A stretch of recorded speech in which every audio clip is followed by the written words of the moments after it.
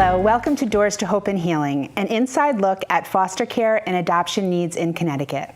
My name is Jacqueline Ford. I am humbled and honored to have worked for the Department of Children and Families for over 25 years, and although I may not be familiar with all the topics I bring to you, I am inviting experts in those fields to share their knowledge. Joining me in the studio are two colleagues, Ken Meiseglan and Louise Montemurro, who will talk about internal mentoring program for DCF employees. Thank you, Ken and Louise, for joining me today. I think it's great that DCF offers a mentoring program for our staff so that they can be their best selves and explore all the different avenues that we have within the agency. Before we get started talking about the mentoring program, Ken, can you talk about yourself and what you do at DCF? So we really appreciate the opportunity, Jackie, to be here. I've been blessed to be a departmental employee for 29 years. Not that I'm counting, but 29 years. I'm currently the director of the Office of the Ombudsman. So my staff and I handle inquiries and communication with our clients and foster parents and youth regarding our department and any rough roads, so to speak, that they're encountering in their interactions with us. And I started out as a frontline worker.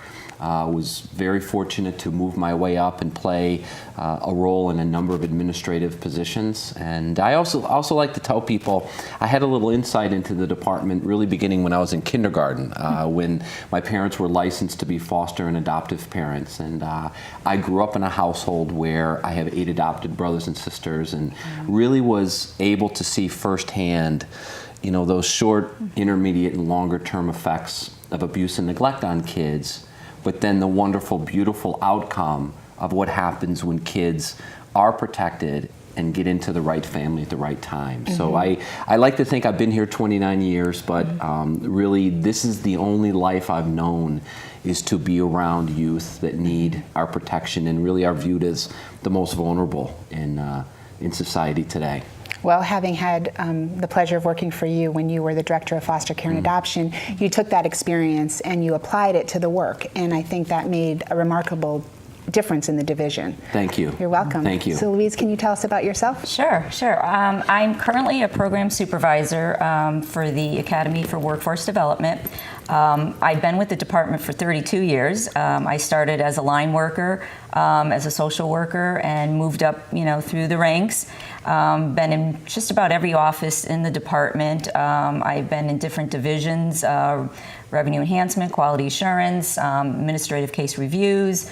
I've worked with Ken in the Waterbury office when he was the office director there for a period of time. And I too, feel that this is a calling for people, and this is definitely a calling for me. I've made my life career here. I've enjoyed it immensely. I currently oversee, one of my areas of responsibility is overseeing the mentoring program. And I do find this to be one of my favorite positions here in the department.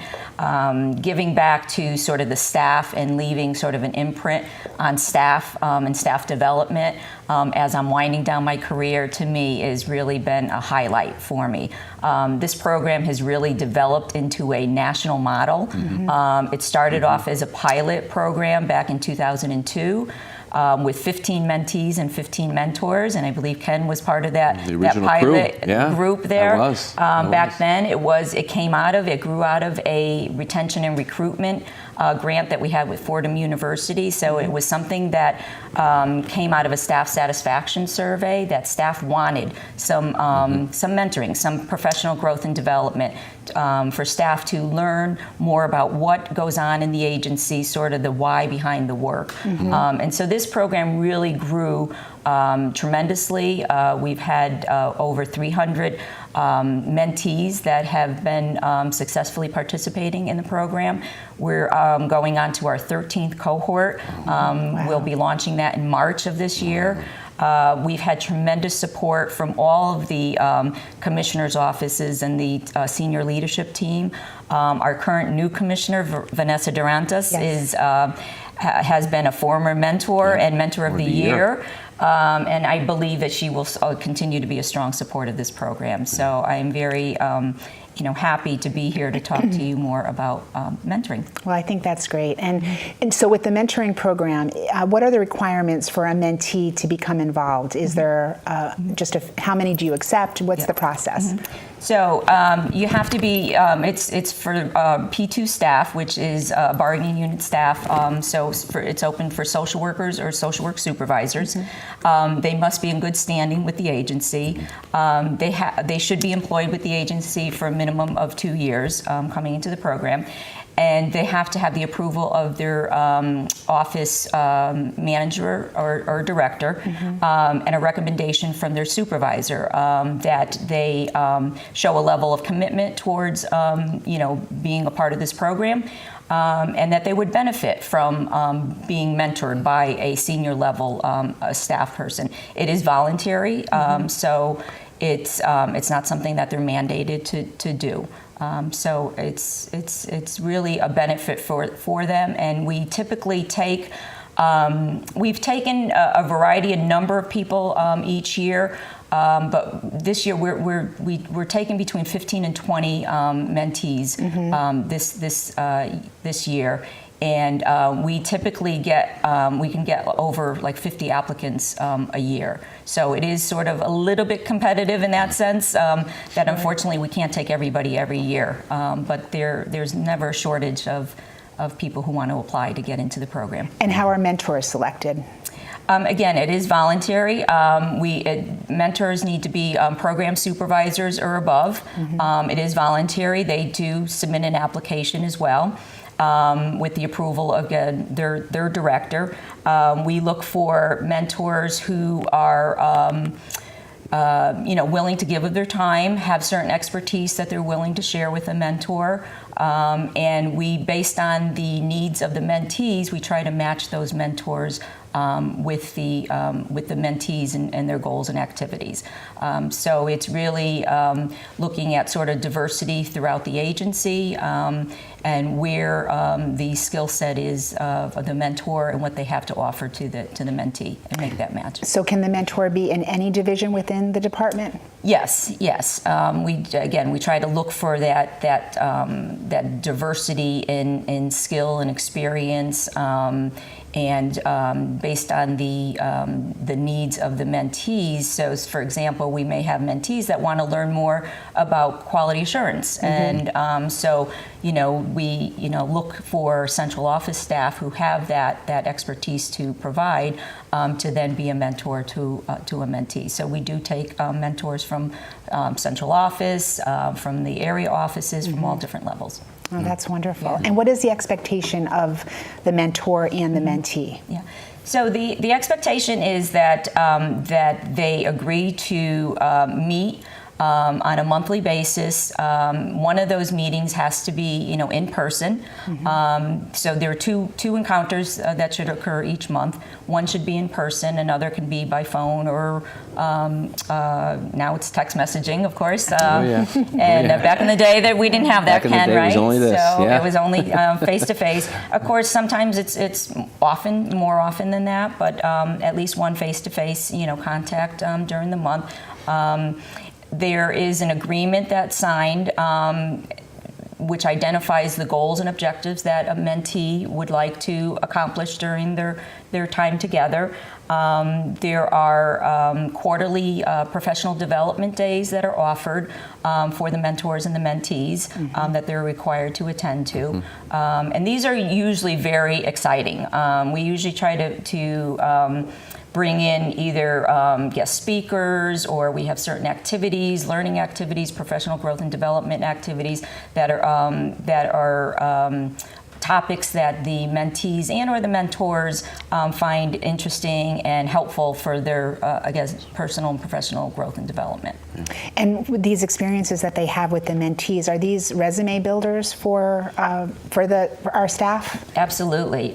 So, for example, last year we had the director of the academy, Jody Hill-Lilly, who did a presentation on leadership development and utilizing leadership tools to find out what your leadership style is, and then had a seminar around how do you apply those leadership styles in different group settings. The students found that, the interns, I also supervise interns too, so the mentees found that very interesting and really applied that when they were applying for different positions in the agency.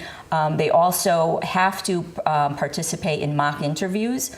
So great. They get that, and they get that feedback from the panel that they're interviewing for. So that allows them the opportunity to sort of practice what it's like to really interview and then get that feedback that helps them. And we've had many promotions throughout the mentoring program for social workers and supervisors. Oh, that's a wonderful opportunity. So Ken, how did you get interested in wanting to be a mentor? So I think when the original group was being piloted, it really caught my eye as a great opportunity, honestly, to give back, because I've been an employee, as I said, for almost 3 decades, and always have found that there were senior people in the department that I looked up to, that I had relationships with, that I knew I could call on the phone and say, hey, I'm thinking about this, what's your impression, or how are you reading a certain situation? So I thought, well, if we could formalize this for some of our newer staff and formalize a relationship, it would be a great opportunity. So I jumped at the chance, and honestly, here I am 11 mentees later, still in contact with all of them. In fact, I just received a text on the way in that mentee wants to talk to me about a situation in the office, and I was on the phone, Monday night with a former mentee about a circumstance. So it's really a great opportunity to develop a relationship with somebody that, in my opinion, then just doesn't end when the formal program ends. I always say to my guys, you got me. And it's been a wonderful experience so far. It really has. That's great. Can you talk about some of your experiences with mentees? Sure. I like to describe the program as developing a relationship with somebody who certainly is up and coming in the department, who is not as experienced necessarily as you are. But you're linking with them, and you're bringing them along with you to do the things that you normally do, so they can experience the agency in a whole different light. But the beauty of the relationship is they then can ask you and pull knowledge from you and experience things that they naturally wouldn't in the department. So the work that and the relationships I've had with my mentees have centered around, what am I going to do with my career? Or how do I balance work and life? Some of my more cherished relationships have been with mentees that were young moms. And that real struggle of, I love the agency, but I'm not home enough. Should I consider this job within the agency, or how would that impact my career? Or interpreting for them memos or policies or directives in our department in a way that I could reframe and help them understand the true meaning of that. I like to bring my mentees along with me, to have them walk side by side with me in my normal course of action. So they've gone with me to the legislative office building when I've provided statements in front of our legislature, to holding meetings with me, to meetings with our commissioner. And likewise, I've gone with them on home visits and attended activities in the regional offices. So while they're walking in my shoes, I'm also walking in their shoes, which is a piece that I think is important to note about the program. Is for the mentor, we're providing guidance, but I always say to my people, as I call them, the student becomes the teacher, because I'm learning and relearning what life is really like on the front lines by the folks I'm establishing a relationship with. So when I'm working in the commissioner's office, I'm not losing sight of really what the pressures are and how things have at the ground level, and how things have changed and what the priorities are, or how, being a senior manager, we may have an idea about something, but the way it's interpreted or understood could be much different. So those relationships about, what am I going to do with my career, or why do you do so-and-so, or the mock interviews, or, well, should I apply for this job or not? That's the beauty of those relationships, is to have them really lifelong, to see people grow. So many of my mentees have been promoted, and that's not because of me, that's because they have refined their skills and been open to new challenges, in part because they've entered into the program. And we've also had, tough discussions with some of my people over the years about their careers and maybe what their strengths are, or maybe they're currently at a mismatch with their job. And those are all very healthy too. So as long as the program is up and running, I'm there, because I think it's a wonderful experience, and it is so beneficial both for the mentor and the mentee. So do you mentor every time this opportunity is offered? I think I've been there every year, but one. He was the first one to submit his application this year. So do you have a lot of interest from mentors? Yes. It ebbs and flows a little bit. I think that sometimes the work is challenging out there. So we oftentimes will also reach out and recruit a little bit. I think sometimes for especially new program supervisors, this is a way to sort of reach out to them and say, this is another part of your job where you might see another avenue to explore, and it takes you out of the sort of the mundane day-to-day parts of the work to explore something a little bit different. And I think that they do get a lot out of it as well. As Ken said, I often have mentors at the end of the year come to me and say, you know what, I got much more out of this than I think my mentee did. Absolutely. So it's definitely a growing experience for both sides. Oh, yeah. And I think what Louise said really hits the nail on the head. Especially right now with Commissioner Durantis starting today, the agency is in a significantly busy time. We know change is coming. There's a lot of spotlight on us.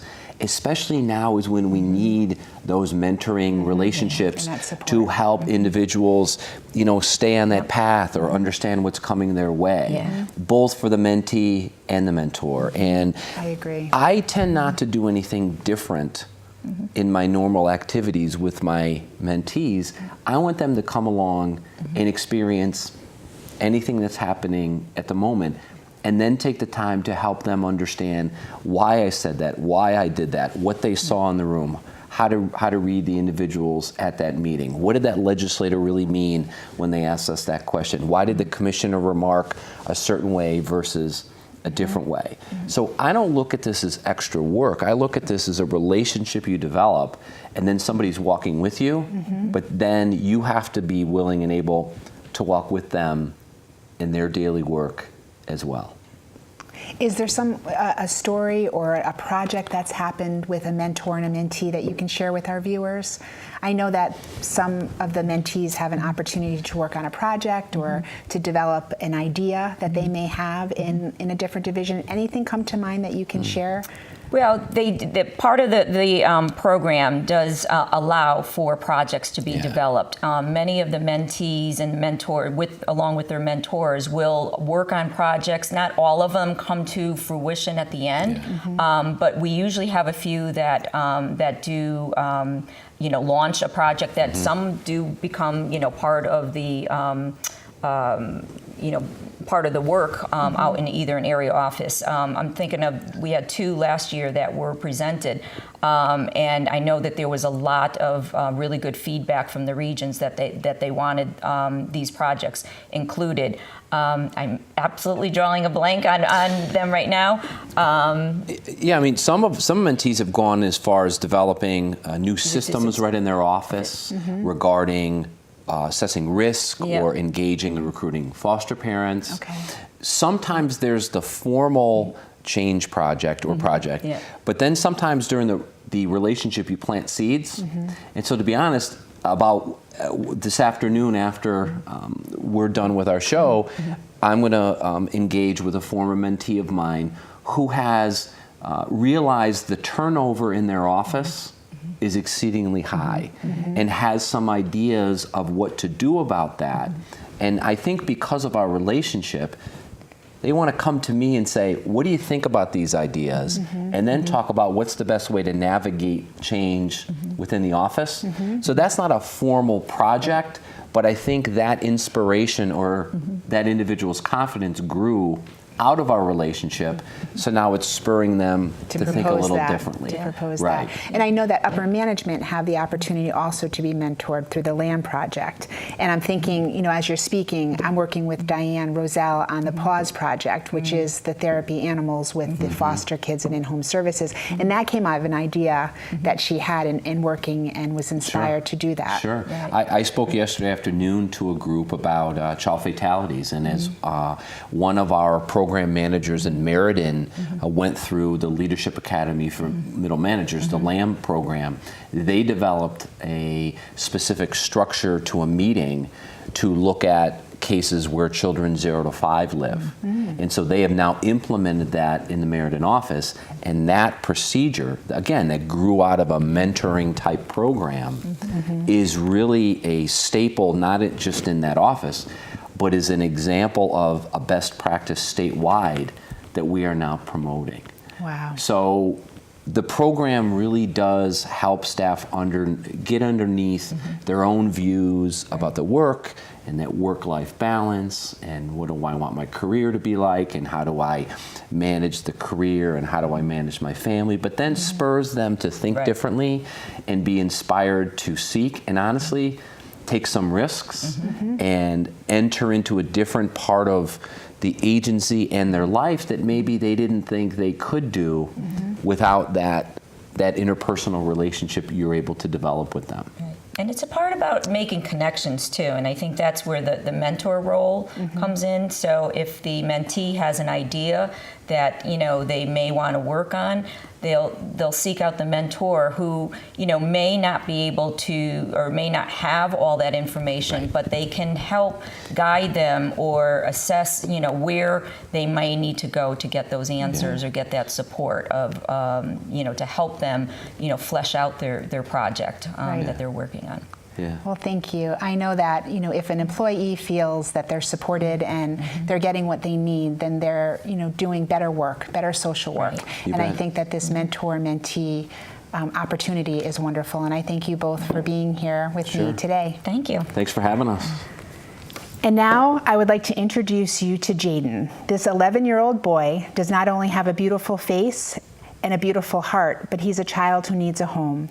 Kind and compassionate, he hopes to someday be a police officer. This little boy is looking for his forever family. Meet Jayden. Every day I get to work, he wants to go to the gym from 2:30 till 5. We're doing quiet time, we're doing group, we're doing snack, but he wants to go directly to the gym. I want to be an EMT or a paramedic. School, I have math, and math is my favorite subject. Just like math, he likes to better himself skill-wise. I like compounds for my favorite trip, and Six Flags. I like riding Superman.